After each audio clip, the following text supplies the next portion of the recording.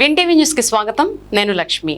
ఇక వివరాల్లోకి వెళ్తే, ఏలూరు నగరంలో పారిశుధ్య పరిస్థితిని మెరుగుపరిచేందుకు అధికారులు ప్రత్యేక చొరవ తీసుకుని నగరాన్ని పరిశుభ్రంగా ఉంచాలని జిల్లా ఇన్ఛార్జ్ పౌర సరఫరాల శాఖ మంత్రి నాదెండ్ల మనోహర్ అధికారులను ఆదేశించారు.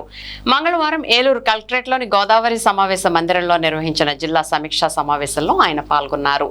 ఈ సమావేశంలో జిల్లా collector Vettiselvi, Eluru MLA Badeti Chanti, Denduluru MLA Chintamaneni Prabhakar, Unguturu MLA Pasumatla Dharmaraju, joint collector Abhishek Gowda పాల్గొన్నారు. వ్యవసాయం, రవాణా, సాంఘిక సంక్షేమం, నీటిపారుదల, ఆర్ఎండ్బి, ఏలూరు మున్సిపల్ కార్పొరేషన్, విద్యుత్, 22A భూములు, పౌర సరఫరాల శాఖల పనితీరుపై మంత్రి సమీక్ష నిర్వహించి అధికారుల నుంచి వివరాలు తెలుసుకున్నారు. అనంతరం నిర్వహించిన మీడియా సమావేశంలో మంత్రి మాట్లాడుతూ రైతులు తప్పనిసరిగా పంటల బీమా చేయించుకోవాలని సూచించారు. ఎల్నినో ప్రభావంతో వర్షపాతం తక్కువగా ఉన్నందున ప్రత్యామ్నాయ పంటల సాగుపై దృష్టి పెట్టాలని రైతులకు సూచించారు. 22A భూముల సమస్యల పరిష్కారానికి ప్రత్యేకంగా మరో సమావేశం నిర్వహిస్తామని తెలిపారు. రాష్ట్ర అభివృద్ధికి కూటమి ప్రభుత్వం అన్ని విధాలా కృషి చేస్తోందని పేర్కొన్నారు. అనంతరం 22A భూముల లబ్ధిదారులకు పట్టాలను పంపిణీ చేశారు.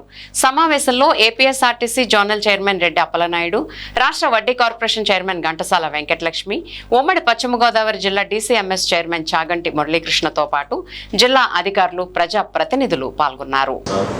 తప్పకుండా ఇది చాలా చక్కటి ఇనిషియేటివ్, మన జిల్లాకి మంచి పేరు వస్తుంది. అదేవిధంగా సస్టైన్ అవ్వగలిగే కార్యక్రమం, ఏదో వన్ టైంగా చేసే కార్యక్రమం కాదు. కాబట్టి దయచేసి మీరు కొంచెం దీనిపైన దృష్టి సారించి ప్రతి చోట ఇది ఏర్పాటు చేసే విధంగా ఈ స్టాల్స్ 10 మందిలో మనం ఈ న్యాచురల్ ఫార్మింగ్ ద్వారా మనకు వచ్చే ఈ ప్రోడక్ట్స్ని, అవునా, అది డిపార్ట్మెంట్ నుంచి మనం చదువు చూపిద్దాం. మీరు అవసరమైతే వాళ్ళని పంపించి అది మాత్రం మీరు క్లోజ్ చేయండి.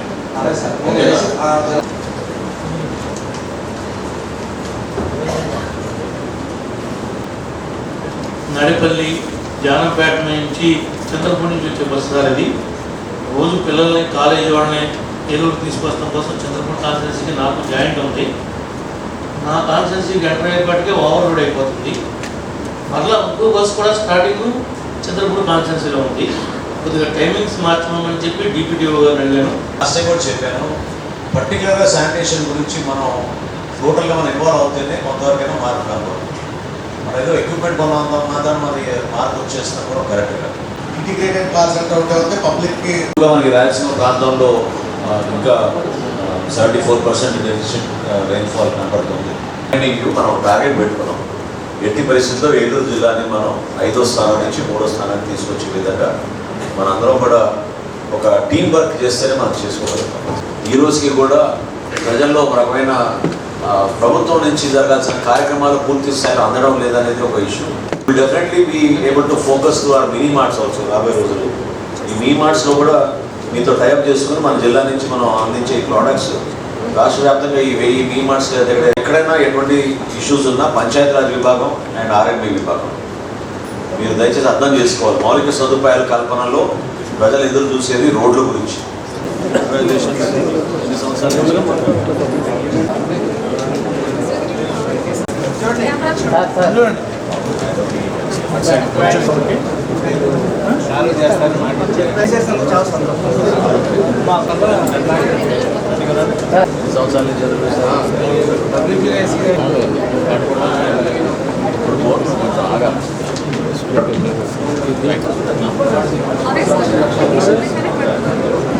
నమస్కారం అండి.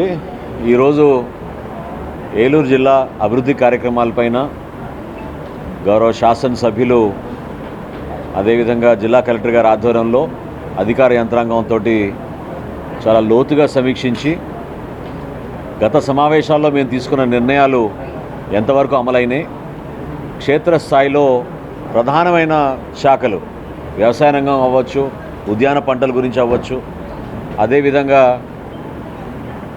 రైతాంగానికి సరిపడే కార్యక్రమాలు వ్యవసాయ శాఖ నుంచి ఒక ఎత్తు అయితే, గ్రామాల్లో ఉన్న వాస్తవ పరిస్థితులు, రోడ్ల అభివృద్ధి వాటిపైన కూడా దృష్టి సారించి పంచాయతీరాజ్ రోడ్లు అదేవిధంగా ఆర్ఎండ్బి రోడ్ల పైన కొంతవరకు మేము పూర్తిగా ఈరోజు సమీక్షించుకోగలిగాం.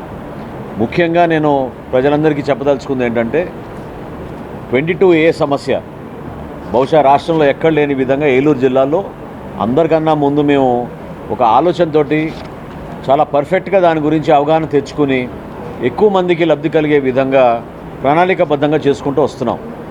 ఈ రోజు వరకు ఏలూరు జిల్లాలో 1320 ఎకరాలు 22A నుంచి విముక్తి కలిగించి సుమారు 2000 మంది లబ్ధిదారులకి అందించడం జరిగింది. అందులో ముఖ్యంగా 171 ఎకరాలు ఎండోమెంట్ భూమి కూడా 22A నుంచి మేము దాన్ని రిజాల్వ్ చేయగలిగాం. ఈరోజు ప్రత్యేకంగా 60 మంది బెనిఫిషరీస్కి ఆ భూములు వాటికి సంబంధించిన కాగితాలు కూడా కలెక్టర్ గారి ప్రొసీడింగ్స్ ఇవ్వబోతున్నారు. ఆ విధంగా ఒక ఆదర్శవంతంగా ఉండాలనే ఆలోచనతో ఏలూరు జిల్లాని ముందుకు తీసుకెళ్లాలన్న ఒక ప్రయత్నంతో మేము ప్రతి సందర్భంలో కూడా ప్రజల కోసం పనిచేసే విధంగా మా కూటమి ప్రభుత్వం గౌరవ ముఖ్యమంత్రి గారు చంద్రబాబు నాయుడు గారు ఇస్తున్న ఆదేశాలు సూచనలు, అదేవిధంగా ఉప ముఖ్యమంత్రి గారు పవన్ కళ్యాణ్ గారు ఇస్తున్న సూచనలతోటి ముందుకు వెళ్తానే ఉన్నాం. ఎల్నినో ప్రభావం ఎంతవరకు మన జిల్లాలో ఉంటుందనే దానిపైన ఈరోజు రైతాంగానికి అట్ ద సేమ్ టైం మా అధికారులు కూడా తెలిసే విధంగా ఒక ప్రయత్నం ఈరోజు చేయడం జరిగింది. నేను ఈ సందర్భంగా ఏలూరు జిల్లాలో ఉన్న రైతాంగానికి, రాష్ట్ర వ్యాప్తంగా ఉన్న రైతాంగాన్ని మనస్ఫూర్తిగా నేను కోరేది ఏంటంటే రాష్ట్ర ప్రభుత్వం తరఫున దయచేసి క్షేత్రస్థాయిలో ఉన్న వాస్తవ పరిస్థితులు మీరు గుర్తించాలి. ఈ నెలలోనే హౌసింగ్ పైన ఒక ప్రత్యేక దృష్టి సారించి సుమారు 17,000 మంది లబ్ధిదారులకి ఎవరికైతే ఇళ్ల పట్టాలు ఇచ్చామో వాళ్ళని ఒక డ్రైవ్ విధంగా ఐడెంటిఫై చేసి అర్హత లేని వాళ్ళని తొలగించి ఉన్న వరకు త్వరగా వాళ్ళు త్వరతగిన ఇల్లు పూర్తి చేసుకునే విధంగా దానిపైన కొంచెం లోతుగా సమీక్షించుకున్నాం. ఈరోజు గౌరవ మంత్రి గారు హౌసింగ్ మంత్రి గారు ఇంకో కార్యక్రమంలో ఉన్నందుకు హాజరు కాలేకపోయారు. కానీ ఆయనతో కూడా చర్చించి తప్పకుండా దానికి ప్రాధాన్యత ఇచ్చి ఏలూరు జిల్లాలో ఈ కార్యక్రమాన్ని ముందుకు తీసుకెళ్తామని ఈ సందర్భంగా తెలుపుకుంటున్నాం.